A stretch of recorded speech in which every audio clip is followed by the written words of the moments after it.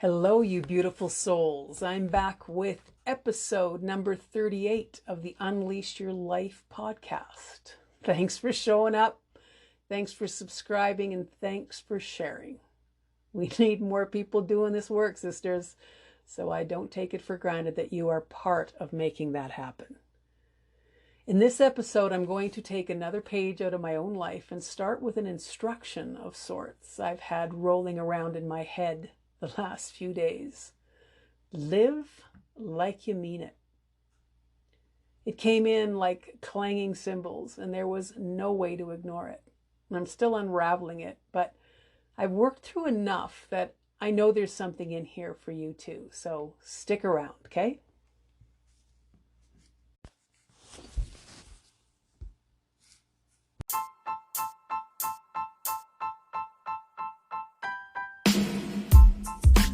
This is the Unleash Your Life podcast, where you're going to learn to rewild yourself. I'm your host, Layne Smith-Brown, and I'm a best-selling author and rewilding guide. And over the last 20 years, I've been guiding women back to their truest selves. You see, you were born wild with all the wisdom you will ever need to navigate your life in a beautiful and powerful way. Then, just like everyone else on the planet, you got tamed as you fell under the power and influence of others who were also tamed. All that taming you got as a kid has you convinced you are less powerful than you really are. I call all of that unconscious programming power leaks. And on this show, you're going to discover yours, and then you're going to choose to plug them so you can get back to the wild, wise, and powerful being that you are. So grab a coffee, glass of wine, or a favorite friend, or all three, and let's talk about what living your wild self can mean for you.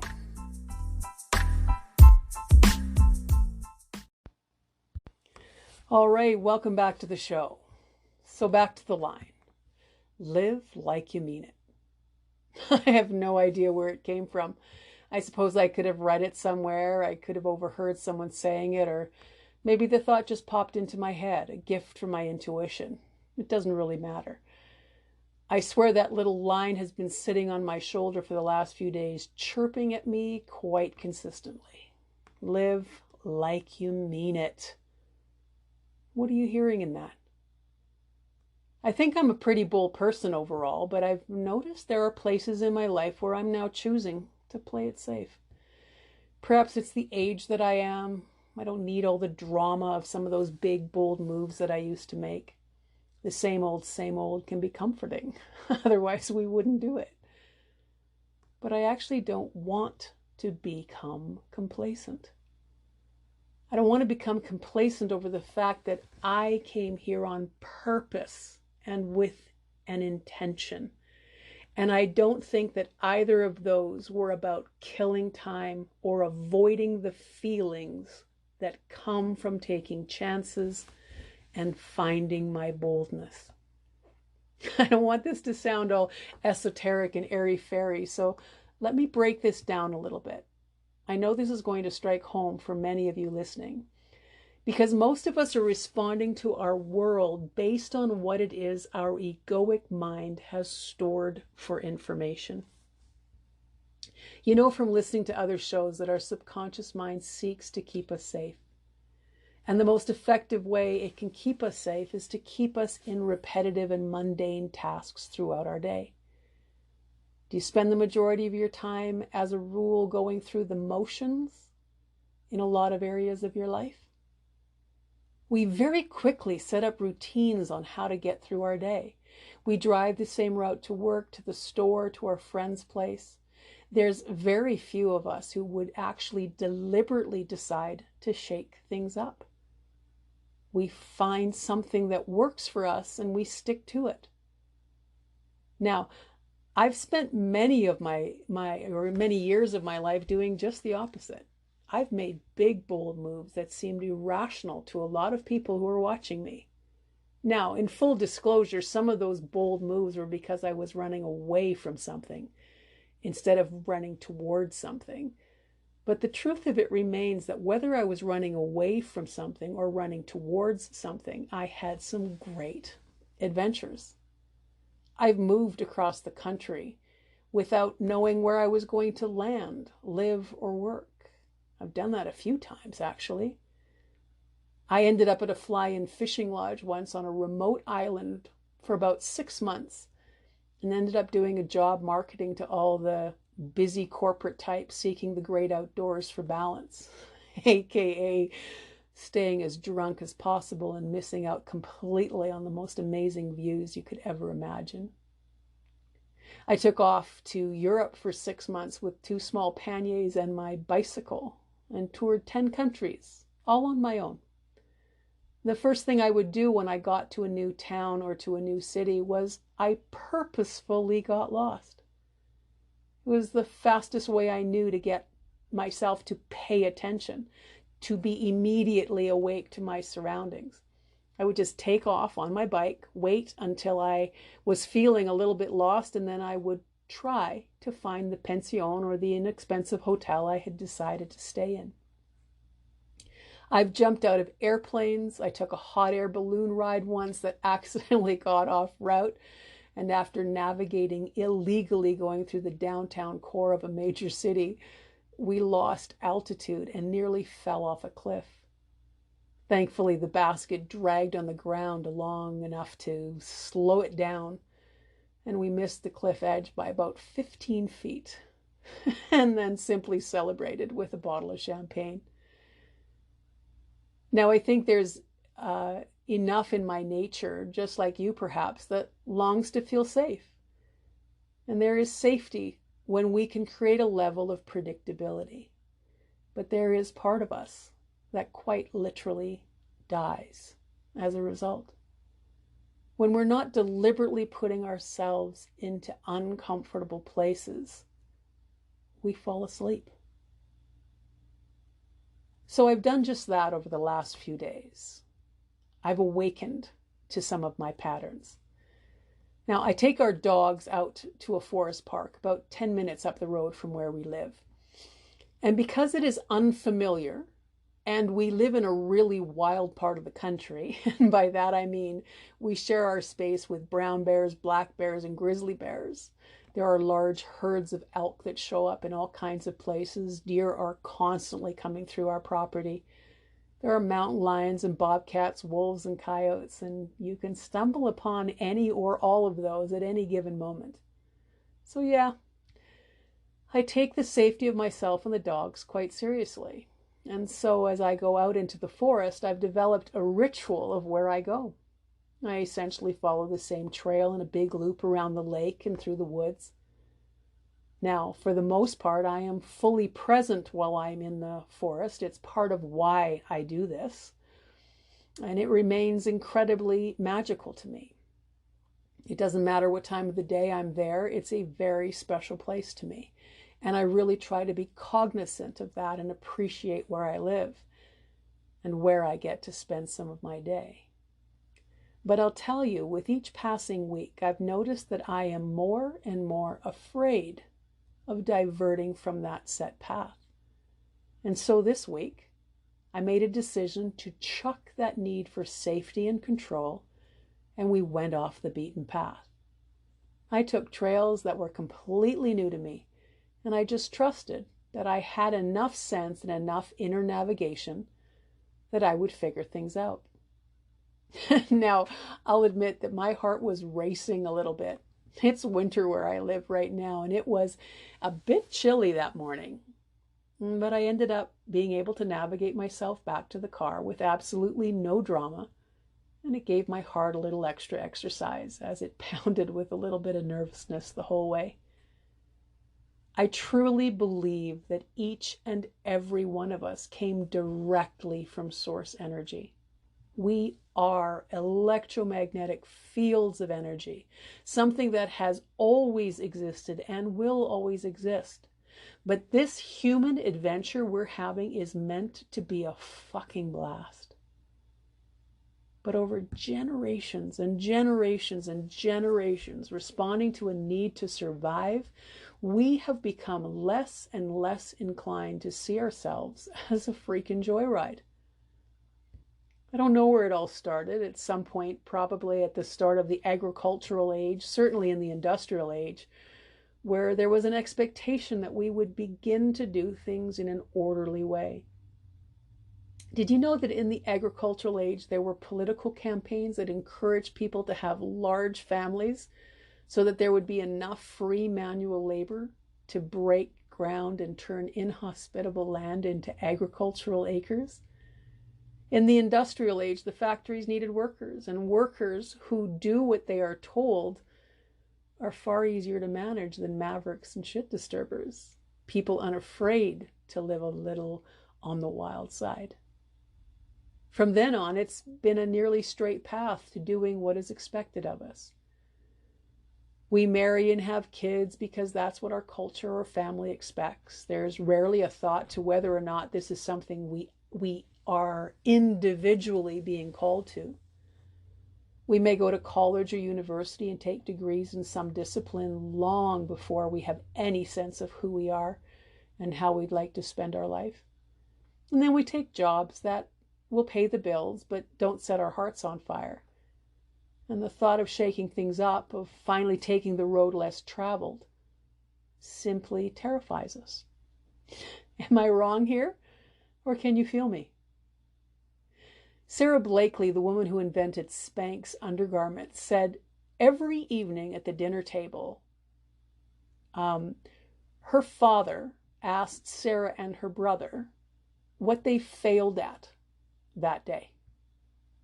His expectations of his kids was that they lived on the edge, unafraid to try new things because they may fail at the new adventure or new venture. Did you have parents like that? I sure didn't. I don't actually think my parents had any expectations of me and my siblings at all. I think their expectations were simply that we would all get married, have kids, and have some way of making a living. Their hearts were in a good place, I suppose. But what happens when we look at our life, even now at this age, like Sarah's father did? What did you fail at today? What did you try to do differently with no expectations whatsoever?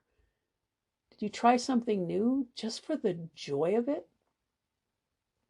Most of the world is going to work in the same car or in the same bus, taking the same route and ending up at the same job. Before they left for work, they got up at the same time, had the same breakfast, had the same routine of getting ready, had the same conversations or complaints with whoever was in earshot. And when they came home at the end of the day, there's going to be a whole other set of routines that they have in place.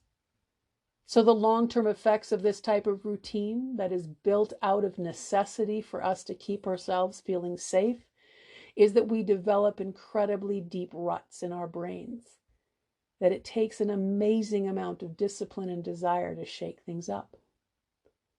The reality of my little adventure in the woods with my dogs was that it was a very well-used park. And if I had gotten completely lost, there was an astounding amount of chance that I would have either come across somebody on my journey or they would have heard my cries for help. Never mind the fact that I had a phone on me with GPS and I could have used it to find my car if I really needed to. But I was still nervous walking through the woods without knowing where I was. I want to get used to that feeling of uncertainty once again, because you know what the promise is of making a deliberate choice to shake things up?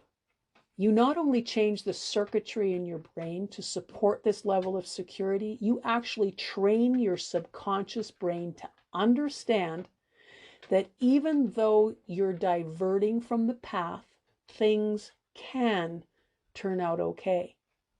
That little tiny grain of possibility that a new path can lead to something good can start to help your egoic mind come on board a little bit as you start on your venture. After all, your subconscious mind means well. It wants to keep you safe. And if venturing out and shaking things up is something that you don't normally do, it's going to balk. It's going to resist. It's going to do everything it can to get you back into your behavior box. So if I've got you a little curious, start doing some simple things that are outside the norm. Choose a different restaurant. Find a different route to work. Leave at a different time. Start a conversation with a complete stranger. Read a book from a genre you're not accustomed to. Avoid television when you get home. Or do something completely different. Put your phone in a box when you get home from work. And don't look at it until the morning. We are awakening to the fact that we are electromagnetic energy that has come to this earth to have an experience that we were anxious to have. Anxious as in excited, right? We were filled with anticipation to touch, taste, smell, hear, feel, experience. And then we voluntarily placed ourselves in a box that guaranteed that we would simply experience the same thing over and over and over again. Live like you mean it. What's your response to that? Do you hear that and go, oh, geez, I needed to hear that so bad today? Or did you freak out a little and think about all the things that you're going to miss out on if you divert yourself from the routine of your day? I think there is another level to our pull towards routine, and that is that the degree of success we have in navigating that routine ensures that we are not caught unaware. I suspect that most of us have a propensity towards making sure that we appear to be under control. We appear to have our shit together. No one likes to feel like a failure or have others think they are. But nothing amazing happens by people who are avoiding failure. It took over 1,000 tries before there was a working light bulb. Great novels often come from writers who have spent years writing galleys that will never see the light of day. Athletes who accomplish some level of notoriety have experienced years of failing and falling short and learning to just pick themselves up and get at it again until the new skill gets deep into muscle memory and then it turns into flow. This idea bleeds itself into absolutely every type of entrepreneur, every type of business, every type of venture. The ones who move us forward into new energy and new ways of seeing the world are those individuals who are living life like they mean it. We all have shit that's standing in our way. We all have power leaks that we use to keep ourselves back. We're trying to avoid looking stupid. We're trying to avoid looking weak. We're trying to avoid feeling vulnerable. Some of us are reliving pivotal moments in our childhood and remembering what that felt like and doing everything in our power to avoid anything that puts us in the line of fire. But when you really take a hard look at it, it's just a freaking trap. A trap that keeps you in a way smaller life than you came to live. Do you want to live life like you mean it? If you do, then you've got to do the work. You've got to look at the shit that you've been using to hold yourself back. The fear of being disappointed, the feelings you have of not deserving what you desire, the pessimism or skepticism that says, all that good stuff that happens to other people is not meant for me. The part of you that is stingy with yourself or stingy with your money or stingy with your time or stingy with your attention because you think that if you give something away, it's going to mean you have less. Or maybe you're holding on to some resentments or grudges or judgments, and all it's doing is keeping you locked in your past instead of poised to move into your future with passion, intention, and a deep sense of purpose. The thoughts you have in your head are just thoughts.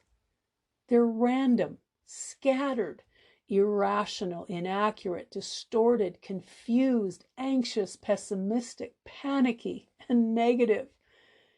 If I was describing another human being in that way, would they be the person you chose for life advice? Seriously, would you ask advice of someone who has such a confusing, melodramatic, and irrational approach to life for advice on what to do next? We do it all the time, and it keeps us stuck. It keeps us in our power leaks. So I'm challenging you today. I don't think that line floated into my head by accident. It was meaningful to me, and it's already made me more conscious of how I have turned off my adventuresome personality and created a fairly predictable life. I don't long for a predictable life. I long for a life that stretches me and challenges me to see how far I can go, how much I can learn, how much I can experience. How many lives can I touch? How many new ways can I walk through the forest with my dogs? How many different paths can I take? And when I've got that down and I no longer have any level of surprise, am I willing to trade that new level of comfort for a brand new place to take the dogs? Are you ready to plug your power leaks? The power leaks that keep you playing it safe and living a predictable life. Are you ready to shake things up? Most people wait for the crisis or the catastrophe, but you don't have to. And you know what? You don't have to blow up your whole life either, but you could. According to my friends and my family, I have blown up my life 3 or 4 times, and I live to tell the tale. It rarely turned out like I was expecting, and from an outsider's point of view, it may have looked like an epic fail. But I didn't fail at all. And I'm the only one that gets to decide that. You are the only one who can decide what you're going to do next. You are the only one that can decide the result of that outcome. If we learn to live our lives from a level of unpredictability, when we get comfortable with not having everything figured out, that's when our life takes off. That's when you stumble upon the big love, the remarkable connection, the amazing opportunity, the stronger and more purposeful sense of self, the awareness of how much you're able to offer and accomplish with your time and your talent. I'm dropping this podcast as we get closer to the end of the year, but I don't think that there's a time of year where this isn't worth hearing. I've got a note on my desk right now, right in front of me as I'm talking to you, and it says, live life like you mean it. Do you need to write yourself that same note? I hope you do. Well, I hope that was meaningful to you. It was to me. I loved being here. I trust this has ignited a wonderful, healthy conversation in your mind. Be kind to yourself. Be understanding. Be encouraging. And keep exploring. And until next time, stay weird, stay curious, and keep popping your corks or plugging your power leaks. Whatever one sounds more fun to you. Ta for now. See you next time.